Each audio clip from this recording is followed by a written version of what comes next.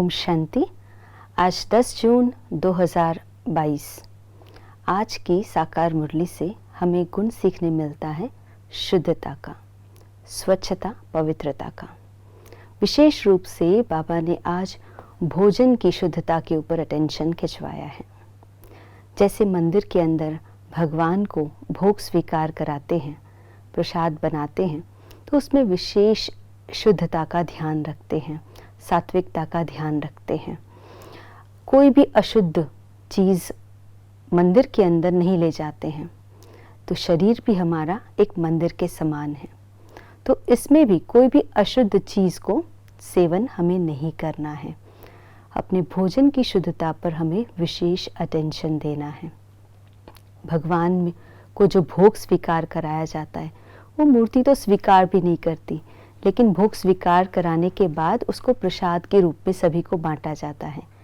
और थोड़ा थोड़ा कणा दाना भी प्रसाद जो सबको मिलता है, वो दोनों हाथों को साथ में रखकर उसे स्वीकार करते हैं, दोनों आँखों पर लगाते हैं, मस्तक पर लगाते हैं और उसे स्वीकार करते हैं। और उसे स्वीकार करके शक्ति का अनुभव करते हैं। वो थोड़ा सा प्रसाद कितनी शक्ति, ऊर्जा का अनुभव कराता है। वैसा ही हलवा अगर घर में बनाए, मिठाई के रूप में बनाए, खूब सारे अच्छे मेवे डाल के भी बनाए, लेकिन वो तृप्ति और वो शक्ति उसमें से नहीं मिलती है।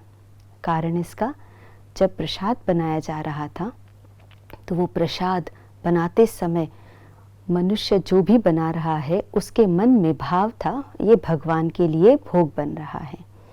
और इसीलिए खाने वाले को भी स्मृति आई भगवान की ही, और इसीलिए वो शक्ति का और तृप्ति का अनुभव करते हैं। तो थोड़ा सा प्रसाद खाकर इतनी तृप्ति होती है। भगवान की याद में बना हुआ भोजन अगर हम स्वीकार करेंगे तो हमें कितनी शक्ति और कितनी तृप्ति मिलेगी। तो इसीलिए बहुत महत्वपूर्ण है, जो हम रोज़ का खाना बनाते हैं वो बहुत ही सात्विक वातावरण में बना हो और शुद्ध भाव के साथ बना हो। कैसे वातावरण में खाना बनता है और किस विचारों के साथ खाना बनता है, वो बहुत महत्वपूर्ण है। क्योंकि जो भी खाना हम बना रहे हैं उसमें सिर्फ मसाले या सामग्री ही नहीं डालते, लेकिन बनाने वाले के विचारों के भाव भी उसके अंदर संचारित होते हैं। इसीलिए हमें बाबा कहते हैं कि जो भी भोजन हम स्वीकार करते हैं वो परमात्मा की याद में बना हुआ भोजन हो। क्योंकि कहते जैसा अन्न वैसा मन, तो अन्न का सीधा प्रभाव मन पर पड़ता है।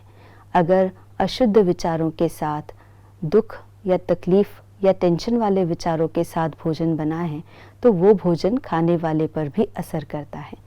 इसीलिए हमें शुद्ध परमात्मा की याद में बना हुआ भोजन ही स्वीकार करना है। और जितना बाबा कहते हैं याद में बना हुआ भोजन स्वीकार करेंगे, उतना हृदय शुद्ध हो जाएगा और योग भी बहुत अच्छा लगेगा। इसीलिए अपने भोजन बनाने के जो समय है उसमें विशेष याद का ध्यान रखें।